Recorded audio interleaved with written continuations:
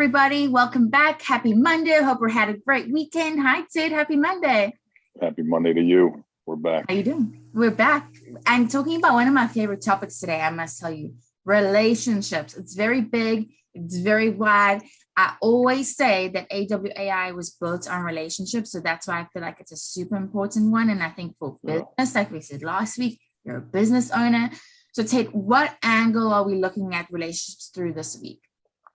Well, one, the importance of, I will tell you definitively, if there's one thing that I've coached more people or teams like AWAI around, it's been relationship building, right? And in many, many instances over the last, decade or 15 years, many people are like, man, he's stuck on this relationship piece. He won't move on from this relationship piece. Can we get down to business, right? Can we get down to business? Which is why I'm starting with, we need to first recognize the importance of relationships and not minimize what I mean by relationships, right? Building meaningful relationships, one that are built on, really starting to understand each other all the way down to vulnerability and all the rest of that. I'm not going to go down all the way that trail, but I just want everybody, when we say relationships, don't minimize it, right? So that's the first thing that I want to say. Interesting, I'll give it a little caveat to that. Salespeople will always look at me and be like, I just want you to talk about how to get clients, right? Like, can we stop talking about relationships? Because Jade, you know me, I won't move on to other things. And as I've said over the years, over and over again, I'm unapologetically redundant. I'll talk about relationships for years with the same person and the same client because we're not getting to where we need to go. But then I ask the salespeople, all right, well, you guys tell me, what's the most important thing in building a relationship or making a sale? And then they go relationships. And I'm like, you did hear what you just said, yeah? Yeah. But yet you're so transactional that you're not building relationships. And so what I want to do today is go, one, relationships are really freaking important. And two, give you 4 buckets to consider to be very intentional and strategic, to bring in the word that we talked about last week, in building the proper relationships to grow your business, okay? And the first bucket of relationships that I want you to build are supporters, right? These are the people that understand what we're trying to do. They know us intimately to a certain degree, and they support us, and they're our cheerleaders, right? I don't want to minimize the importance of having people like that in our corner. Oh, can I say something there quickly, Ted? I just clicked with me when you said that, how important, in order to have a supporter, you got to tell people what you're doing. You know what I mean? Like, because so often we keep that so close to the vest. So I just wanted to say that. It's true. Well, listen, and I'll go back to what I said earlier, and maybe I should expound on it a little bit because you made an important point. All of these relationships are going to be predicated. The most important thing about all these relationships, building relationships, is that you make yourself known and understood. People shouldn't have to pull teeth to know who you are. People shouldn't have to pull teeth to understand what you're trying to accomplish, where your vulnerabilities are, where your fears are. How are the people that you build relationships with going to support, help, coach, mentor, or do business with you if they don't know who you are? And so the very first step to all of this is going to be predicated on you being willing to expose yourself to a certain degree. But you got to be willing to do that. And that's a big thing in a lot of people's way. So first bucket is supporters. The second bucket are mentors, right? These are going to be the people that we very specifically, we know we're deficient in an area, and we go out to build a relationship with somebody that could help us with, editing, or help us with white papers, or right, like whatever it may be. But we have to go out and we have to seek building relationships with these people. The reason it's important to build a relationship with mentors is that we need people that care enough about us to shoot us straight. And here's what I mean by that. A good mentor is going to tell you when you're falling. A good mentor is going to tell you that where you're deficient, et cetera, because they care about you. But if you're not in a relationship with a mentor, they're just fluffy, man. They're just telling you, hey, keep on going. And they're a cheerleader, but you notice that I've separated cheerleader and mentor. Right? Because I want a mentor in my corner that's has the skill set and knowledge to mentor me, but also is willing through the relationship that we built to hold me accountable and shoot me straight. you also need to arrive in that relationship being okay with not being as good as somebody else, which is very difficult sometimes. Well, you should be, again, good point. You should be seeking out somebody that's better than you, for sure. 100%. And be comfortable with that. Like 100%. Like I get like nervous sometimes with not even just not being as good as somebody, but looking like stupid to somebody, because I don't know what they're talking about. Like I got on this call like with Ted, and I would tell him sometimes like, hey, you sent me over this thing. I have no idea what this is. Can you talk to me about it? Like, and be willing to put myself out there like that with not knowing certain things, because that's how you learn from people, Amen. Third bucket, partners. And what I mean by partners are people that you need as business partners. Going back to, you are a business person and you need business partners. Now, business partners could be somebody, say you land a client that's way over your skis, right? And you're going to need one or two more people to help you fulfill the copy needs or the marketing needs or whatever it may be. Who are the people that you're going to build relationships with, that you build trust with, you understand their competencies, et cetera, their skill sets, that they're going to be true business partners to you, right? And that business relationship becomes reciprocal. So the way I've seen this play out in my space is, hey, I'm too busy, I have too many clients. I'll call Josh over here and say, hey, Josh, are you interested in this? This client's ready to do it. I'll be peripheral because I have the relationship with you, but I'd love to bring you in and do X, and here's how we'll divvy it up. Both the work and the money, right? Like, I don't believe, like, just because you're a solopreneur doesn't mean that you should be doing everything solo. You should have what I call business partners, even though they're not like a W-2 employee for your business. Yeah. But you have to go out and build relationships with people in a similar space, my opinion. And might even come out of the supporters as well. You know what I mean? Like, as you build relationships in supporters, like if like fellow AWAI members, like when they create like a group where like certain people are good at different things, but then they can refer each other. That we call it like their referral group, right? Agreed. Well, it's interesting because I'll give you guys this window, and I can speak to my space, like people that aren't consultants or coaches or that sort of thing. Behind the scenes, what a lot of people don't know, like there may be a group of consultants that operate on their website as a business. Like they may say that we are Be Bold business. I'm only saying that because it says it on my notebook here, but the business name is Be Bold.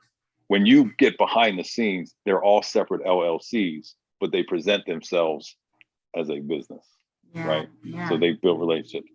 But the other thing that I'll point out under this bucket of building relationships, the other thing that I'd say is partners is, do you need an accountant, right? Or as a perfect example, and are you building a relationship with an accountant that you're going to have that can help do your books, that can help you understand the tax laws, that could point you in the right direction of should you be an S Corp or an LLC, or how do you build a 401k into these things, like all these different things. Those are business partners. Do not do everything alone. Going back to what Jade was talking about last week about the strengths part. Yeah. Again, I'm not a numbers person. I mean, I'm a numbers person to where I can keep my books to a certain degree and understand the revenue and all that. But we need business partners, right? But you guys are going to have to decide where your deficiencies are and start building relationships with these business partners. And then the last bucket, which I know everybody would probably want to start with, which is potential clients. And Jade said it earlier. I do believe, and this may sound crazy to people, but I do believe people still do business with people that they like. Mm-hmm. And that may not sound like a business strategy, but it is for me, people. Like, well, can I ask you this, Ted? We haven't discussed this, so this might be a curveball or whatever, but I see clients and partners even like merging in some senses, right? Like I look at you, even though you work with AWAI and we are a client of yours, as a partner, and the way you treat us, right, is as a partner, and that strengthens the client element to it, right? Like we are in this together, right? Like, and I think writers can even adapt that, right? When you go to a meeting with the client, like you guys have this that joint goal, that joint movement, because the better they do, the better you do, and that makes you a partner to them, right? And I think you're taking this to the next level, but you're absolutely right. Like I will tell you right now, if you blindly called any client that I've worked with in the past decade, to include AWAI, they would say Ted uses the word partner. Mm. I'm not a consultant. I'm not a coach. I'm a partner. Right. But I also think what I'd say to what you're saying is that you are going to, meaning the people that are listening today, you are going to have to decide how you want to position yourself with the clients. Right. Are you wanting to be peripheral because you want this big book of business and you want to be, there's plenty of businesses that are very successful doing that. Right. I didn't want to do that. I wanted to be a partner to a handful of businesses and build my business that way, but not go out and get 15, 20 clients. I didn't want to do that. Right. And so Jade brings in another element to what we're talking about. And I do think you're absolutely right that you could blend partner and potential clients. I use it in a little bit different context because today I wanted to break it up for people to look at this like, hey, you need business partners, right? Internal business partners that if you want to build I have internal business partners, right? And then the potential clients piece, the relationship, I think that's the golden nugget, right? Yeah. And Jade said it earlier that through the pandemic, they might not hire you because a couple of weeks ago, we talked about VUCA times, but are you still building a relationship? Are you still willing to be a consultant to them? Are you still willing to review a piece of their website or write a piece of copy for them quickly, free? Because you consider them, to Jade's point, you're trying to build a relationship with them, a partnership with them. And when things come full circle, now they go, you know what? Jade was always in our corner. Business has come around. It's 2023 next year. Let's cross our fingers. Everything's kind of better. Let's bring Jade in, right? To start doing something, put her on a retainer or whatever it may be. But a lot of people that's not part of their strategy. So taking us back into the several things that we talked about, the SWOT, the VUCA, like what are you building into your strategy? What relationship, if relationship building and very segmented and zero in on certain relationships is not part of your strategy, I think you're missing a big piece of building your business. And I think, Ted, to go back to kind of where we started as well, because look, all of these sectors, you're getting something from these people and you probably want something from them too, right? But you should never approach it that way, right? You just talk to them. They're human, right? And like, it reminds me like the story, like my husband, that he's actually in essence a salesman, right? And he had a very hard time when he started his job because the company that hired him wanted him to be the type of salesman that you were saying that don't be, right? Like just straight up sales, like don't build relationships, don't worry about who they are, just get the deal done, like that type of attitude and vibe. Yeah. Right? And he said to me, he's like, I can't do that. Like, I just need to talk. I just want to talk to people. I just want to get to know them. I just want to build relationships with people because it's like in a club. So I'm going to see them all the time. It's not like a one and done deal for me. A year later, he's the best salesman in their whole team. Everybody always wants to know, like, what is the secret, right? He's never, ever approached anybody with like trying to get something out of them.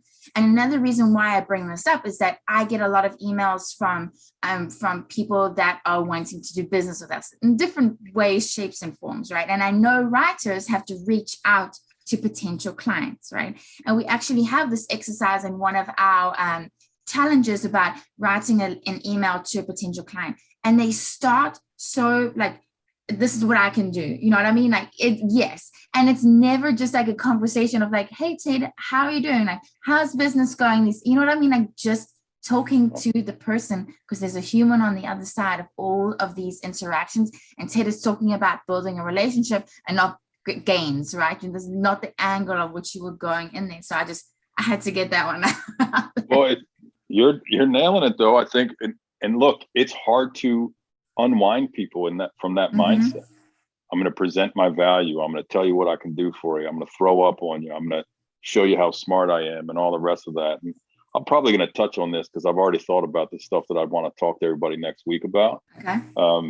And I'll refer back to this maybe, but I'll tell you one of the best pieces of advice that I got from my father before he passed, the year that he was sick, was he said, Ted, and I didn't fully understand it there, but I fully, and just the sentence always stuck with me. He said, let people discover that you're brilliant. And I'll never forget, like, I was like, what the hell? Like, I was trying to put that best foot forward. before letting people know that I was genuine, caring, had vulnerabilities, etc. And I was just trying to show everybody that I was so dang smart, right? Like, and he was like, let people discover you're brilliant. In other words, they'll get along to understand it. Like, and you know this about me now, Jade, like, and it is very true. I'm not saying that I'm right in this. I'm just simply saying I'm not an X and O's kind of person. Like, I do know business, but I don't lead with talking business and showing people that I have business acumen, et cetera, et cetera. And so you're making a very valid point that puts a stamp on, you have to go out and build relationships. The very first thing, if you take anything from today, what I'd want you to leave with is understanding that building relationships is not predicated on the other people. It's predicated on you. Yes. And then you will see who wants to build a relationship with it. But it's predicated on you being known and understood because you're willing to put yourself out there and get people to know you, so that you are proactive in sharing the one yourself and your mission and your who you are, et cetera, et cetera. And I think we're going to get more into that next week, Ted, with the vulnerabilities. And so I think for this week, maybe just analyze your buckets, right? Like, how are you strengthening those relationships? How are you using them in your life and making sure that they're strong? And if you're not a part of any AWAI communities, join them. You're going to get your supporters there. You're going to get your potential relationship partners in there. I really want everyone to do that. And again, I want to let everybody know, if you have a topic you want Ted and I to cover, please go ahead, let us know. And I wanted to give a shout out to Rowan to say thank you, Rowan. I hope I'm pronouncing your name correctly. He comments on our YouTubes like every week, and we see those. And thank you so much for the support, and that you're listening, and that you're participating, and that you're taking action. I love to see it. But next week, we'll dive more into opening ourselves, Ted, to other people. Awesome. Thank you, everybody. See you.